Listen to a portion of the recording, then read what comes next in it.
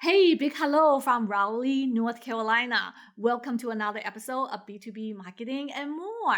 And we talk about everything B2B related, from social media, pay media, even down to account specific engagement and the sales enablement. And that's the topic that we want to talk about today, which is ABM, account based marketing. And I got somebody who is incredibly knowledgeable about this specific field. Danny Nail is account-based engagement manager at Microsoft, and he's joining us and share with us in terms of some of the tactics and also planning that he has been doing for Microsoft. If I'm not mistaken, he also worked at SAP before, so plenty of knowledge on the B2B side of things. So welcome, Danny. Hi, Pam. Good to be here. Thank you. Awesome. So let's talk about your favorite passionate topic, account-based marketing. So what is your definition of ABM? The way I describe account-based marketing, there's always the people that say one to one to few, and one to many, right? Yeah, that's a very typical definition in terms of a classification. Right. When I think about it, I actually add a little bit of a spin to it. I relate it back to basically restaurants. Okay. A 5 to 6 star restaurant where you walk in the door and the menu is made specifically for you. Everything the chef cooks is specific to your diet and your dietary needs and wishes. And it's Yeah. all about you, that one specific customer. That's Yeah. one-to-one account-based marketing is the same thing. Right. One to few, when I think about one to few, I think about more of the restaurants where you can go in. You might be going in to get a Subway sandwich, but you pick the different ingredients that you want. So everybody that comes in there is going to get a Subway, but they're going to get different ingredients. So the sandwich that's given to them is tailored to them specifically, but everybody gets a sandwich. So that to me is what would be a one to few. One to many is the typical hamburger chain. You're going to get a burger, it's going to be the same burger everybody else gets. The same burger. Yeah. Standardized. Same fries, same everything, right? And we all know who those chains are. They're not bad.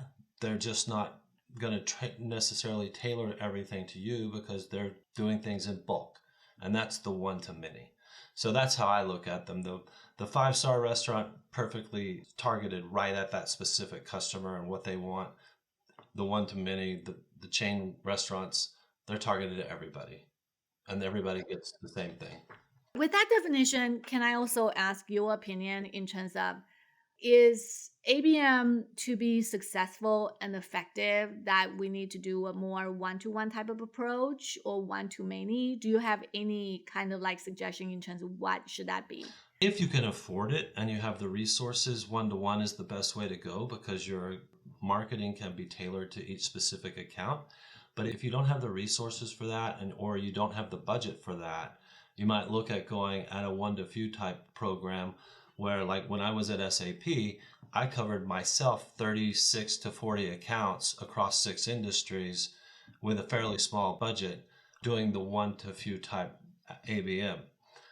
One to many to me is really good targeted account marketing. I don't consider it account based marketing because the content that is being sent into those accounts is the same as other accounts. It's way too generic. It's kind of like washed out.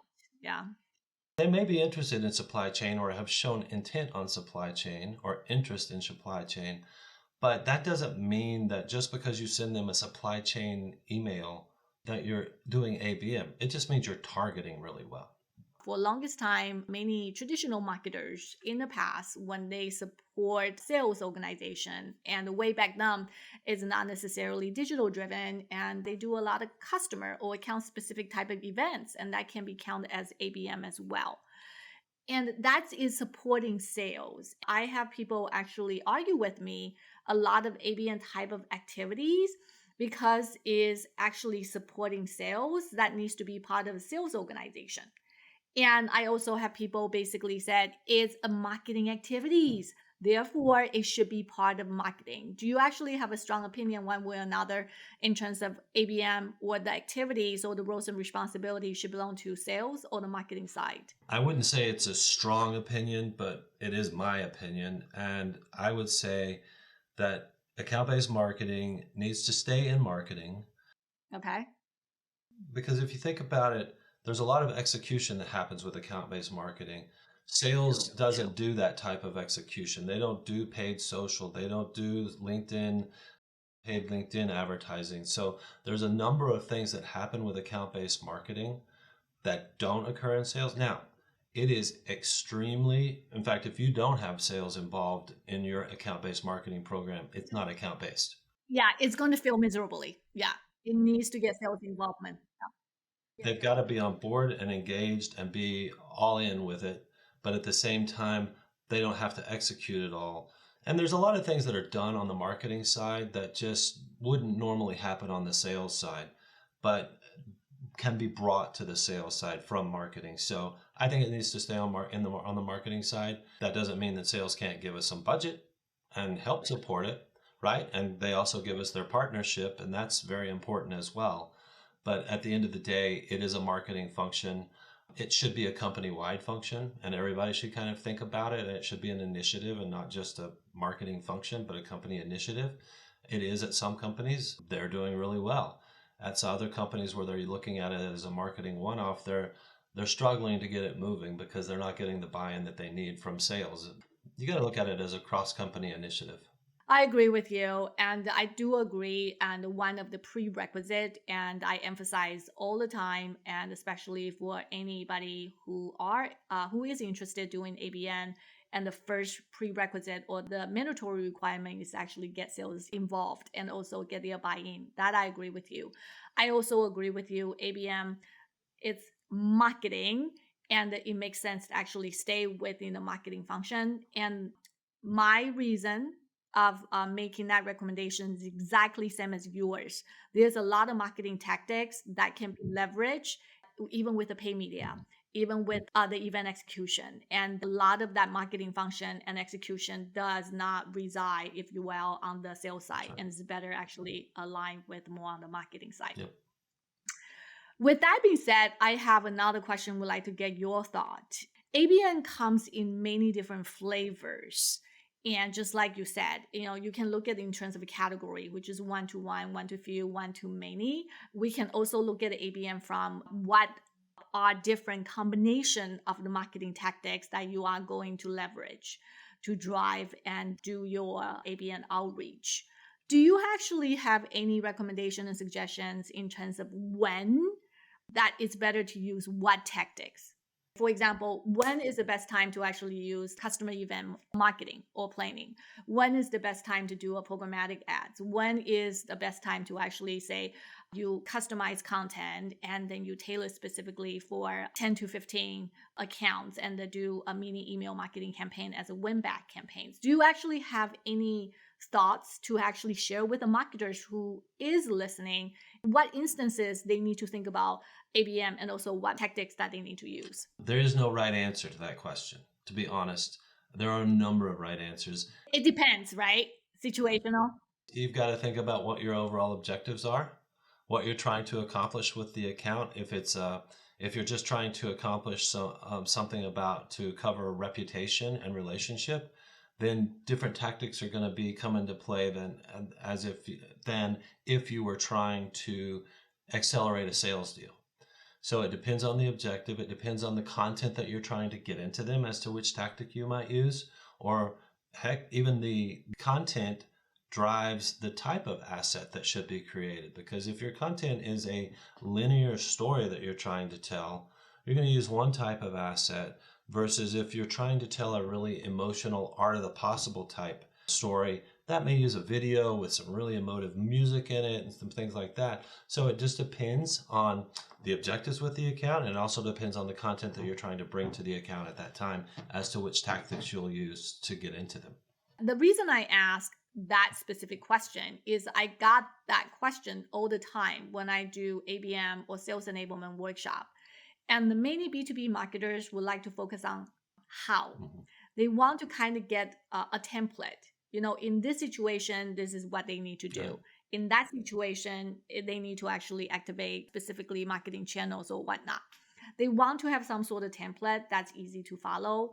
But I do agree with you. Unfortunately, marketing is a little pushy And it also depends on your objective. And also, marketing has so many different channels that you can dial up and dial down. It really depends not just your objective and also the resource, your budget, and also what marketing channels that your company actually has.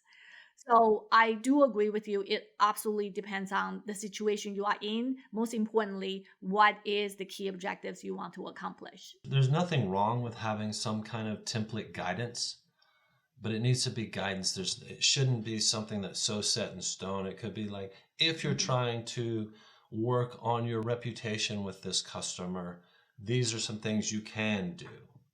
And that's also going to depend on the content you're trying to deliver to them to help with that relationship. It could be an art of the True. possible video. It could be some other type of asset where they maybe they just don't know exactly what you do. So you've got to get that content into them in a certain way. Product brochures are not necessarily always the best thing. No, it's not. And it's also hard to customize that, by the way. Yeah. That's right. Well, but you can pull content from them and repurpose the content that's in them and make it customized. But just handing a product brochure to a customer without doing some sort of versioning or customization to it, it's going to land pretty flat these days because they're more educated and they want to get, what does this mean for me, Me, yeah. as opposed to what does it mean for everybody. So you mentioned a couple things, and I want to do a little bit deeper dive. And you mentioned content several times, and it sounds like there is a big correlation in terms of account-based marketing and Mhm. content, especially in the B2B marketing side of things, or the purchasing cycle is Right. long. Like you have to find a way to actually engage with prospects. And if you want to move the prospects along the sales cycles, and a lot of time the conversation opener tend to be content. Can you talk to us a little bit about the content, how to customize content specifically for ABM? First of all, you go almost all the way back to the beginning of the program, right? The insights that you gather about the account and about the industry and about technology within the industry, because those insights are what is going to inform that content. Because then if you have the insights about the company and how they're looking at things, and you have the insights about the industry and how the industry is looking at the same topic overall, then you can take that and mesh it together. You can repurpose content or you can develop it.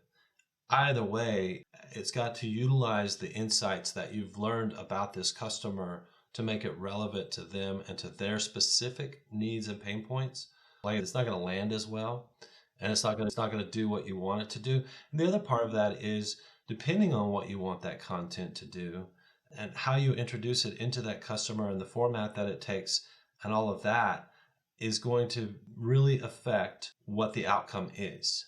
Got it. If you're looking to enhance your relationship and reputation with a customer versus increase revenue, there's two different approaches that are going to have to take place there because enhancing your reputation is a very different type of activity than speeding up, accelerating revenue. Let me paraphrase what you just said. To customize your content for ABM, there are a couple things that you need to do before you even customize your content. Number one, you have to have some insight in terms of the challenges of this specific Mhm. account and what they are looking for, what are some of their pain points, and how the sales team are currently engaged with them and what they want to get out of it. So you need to have some insight. And the second thing is when you are looking into customizing the content, you have to think through the objectives you want to accomplish and also trying to find the content and that's relevant for them. And before you even customize or repurpose the content. That's right. Then my next question related to that is once you start customizing content for accounts, and that brings up the biggest challenge of ABM, which is scalability. It's incredibly hard to scale. And just like you said, if you want to do it right, it's better to do it one to one and also one to few. But with that kind of parameters, if you will, it's very hard to scale. Do you have any examples or any kind of secret that you can share with us in terms of how to scale that, especially across different verticals? So first of all, let's clarify the definition of scale, right? Because to some Okay. people, scale means taking something that you've done for one or a few customers and taking it out to thousands. Okay. Yep. That's how I see scalability, right? You scale to a little bit more, massive. Yes, massive accounts. But then there's also the scalability that where you take something that you've done for one bank and you take that same piece and you do it for 10 other banks. Okay. Cool. In our world, those banks are pretty big banks. And so what they're Sure. purchasing is high dollar, there's a high dollar value associated with it. So going from 1 to 10 can mean a significant amount of revenue just in those 10 accounts, right? Right. So they follow that 80-20 rules. That 80% of revenue come from like 20% or even sometimes 10% of the accounts. And so if you look at it that way, scale is a whole different ballgame. I'm not going to say you can go from 1 to 10 much easier than you can go from 1 to masses. 1 to 1,000. Yeah. The difference is you can go from 1 to 10 where the 10 also getting versioned content for themselves, right? Whereas when you go 1 to masses, they're not getting version content. They're going to get the piece that was developed for this bank, as an example. Or it's very industry segment specific, right? It's very. very hard to go down to have a personalized type of content down to that level. But what you can do is industry specific, Yes. but it's not necessarily 100% personalized. That's right. Yes. You can take an asset that was built for one industry and repurpose it into another industry a couple of ways. One, you take the base asset. So let's say you're talking about a digital asset and the way that digital asset was programmed behind the scenes to act, right? You can take that base asset and reskin the graphics, replace the content, and then all of a sudden go from, and I did this at SAP, you go from an automotive asset to an oil and gas asset. And that you take that oil and gas asset, and where in that version, an oil truck driving through an oil field and then through a shipping yard and through different phases of the supply chain. It's kind of like adjacency, like one content that's related to probably the next industry, and then you morph that into probably another industry that's more relevant to the industry, like that you customer your content to. I don't know what's the best way to say it.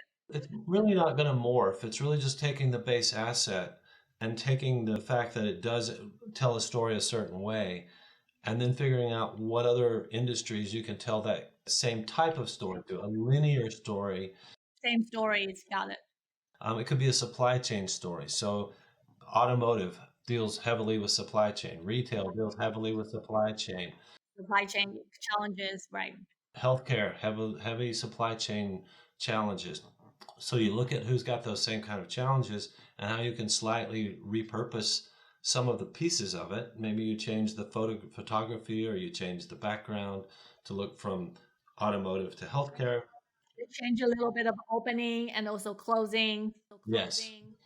And then you can change the content in the middle, right? Totally. And that's fairly easy to do on a video. I had consumer products one time. I had 6 accounts, right?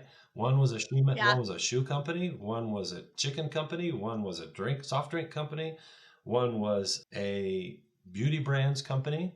Yet we did a video that addressed all of those 5 different types of companies, but was still able to be versioned for each one.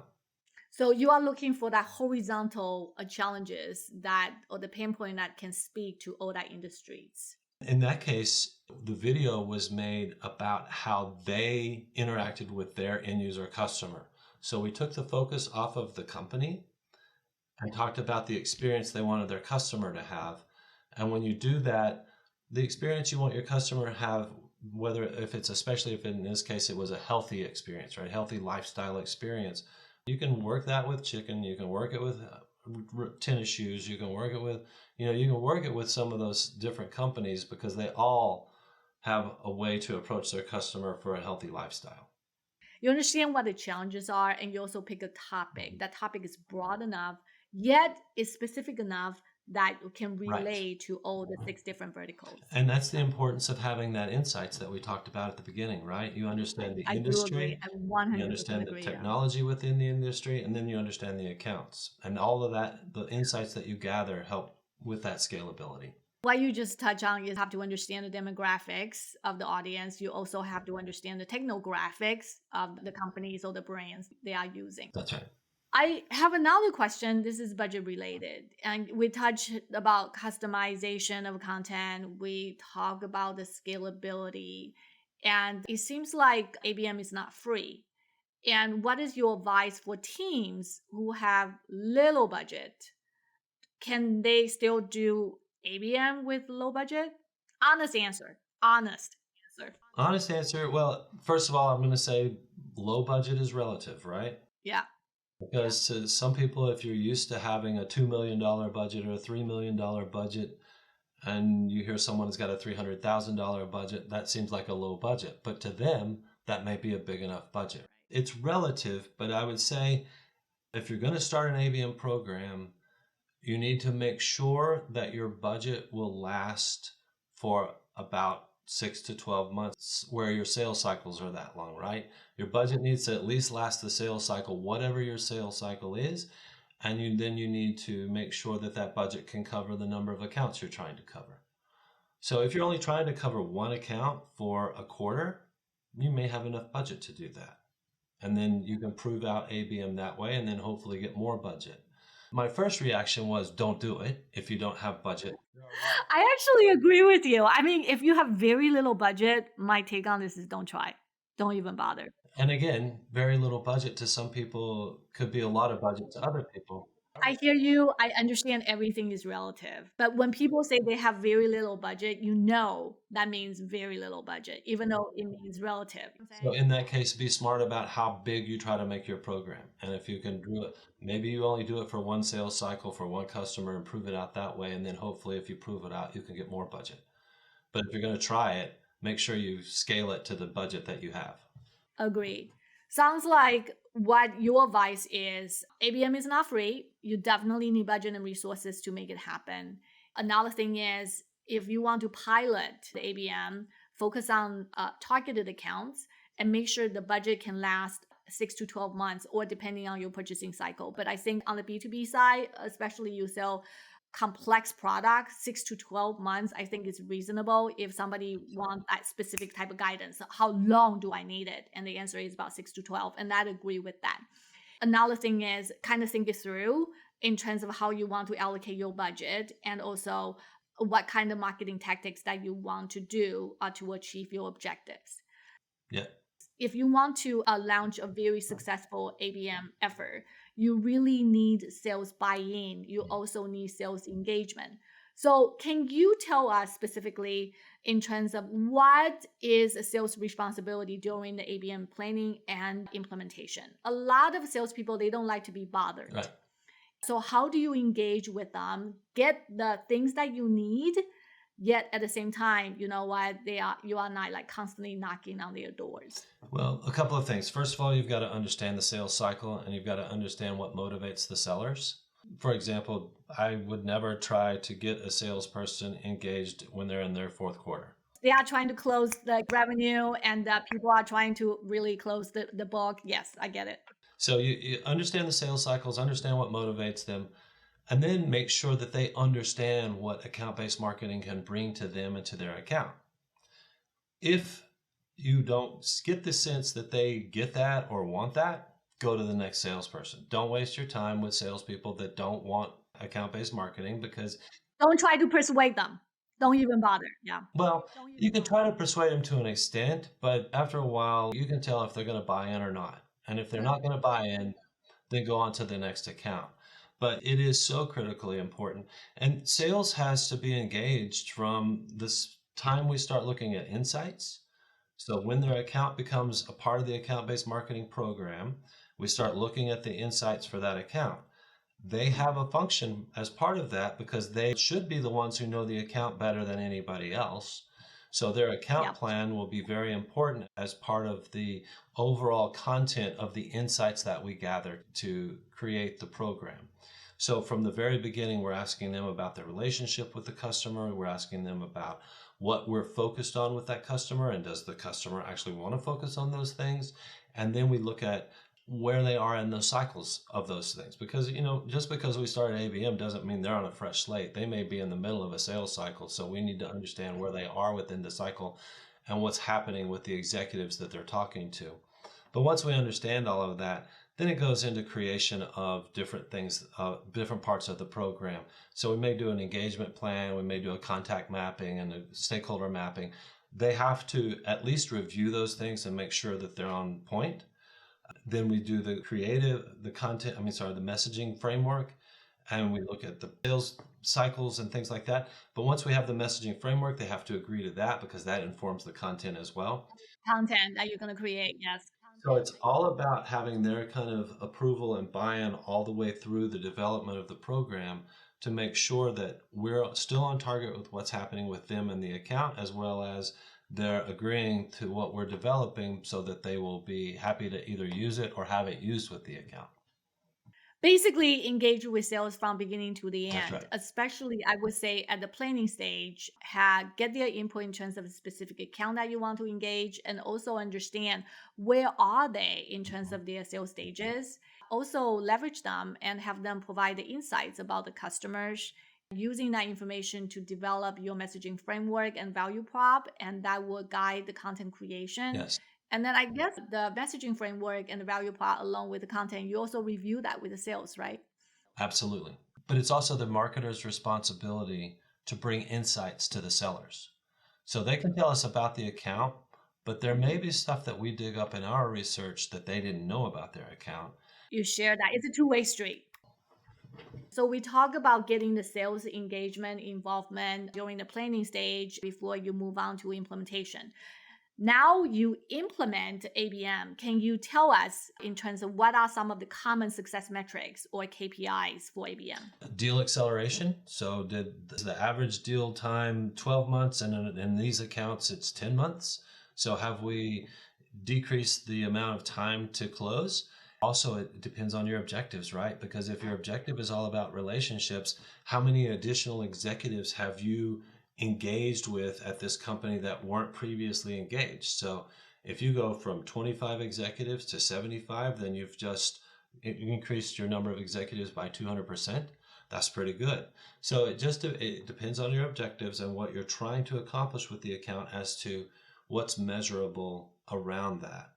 Some of the things that you want to measure can't be done by a computer. They're subjective, and they're things that the salespeople have to then tell us about. There's always those objectives those metrics that you think you can measure. For example, you may have one person at an account that is the gatekeeper for a specific purchase. And if you create a video, only person that sees that video is that person. That's all you care about. And you have a massive breakthrough. That's the only thing you need. And all of a sudden, you can close the deal. But look, when you report out on that, how many views did this video get? Well, it was one. One. But we closed this big deal that, it opened the door a little further. That's why it makes it a little hard in some of the things that we do in account-based marketing, because sometimes we have such a specific goal we're trying to reach, like that one, that it doesn't sound like a big metric, but it really is at the end of the day. I think you brought up another good point. I think that's also a dilemma that we marketers encounter all the time when we set up a metric, is that balance of a quality versus quantity. Yeah. Very good. I actually have one more question I would like to ask you. What is the one place you always want to go and you always want to visit but never did? And why? I'm going to change that a little bit and say the one place that I've always wanted to go but haven't yet. And I know you travel a lot, by the way. I want to go to Iceland and see Aurora Borealis and just see I've seen pictures, but I just want to go. That's where I would like to go. All right, very good. Danny, it's wonderful to have you. And thank you for coming to my show and to share your insight and experience about ABM. Again, if you like the video or audio, please subscribe and comment below in the comment side of things. I'll make sure I check and answer them. Take care. Bye.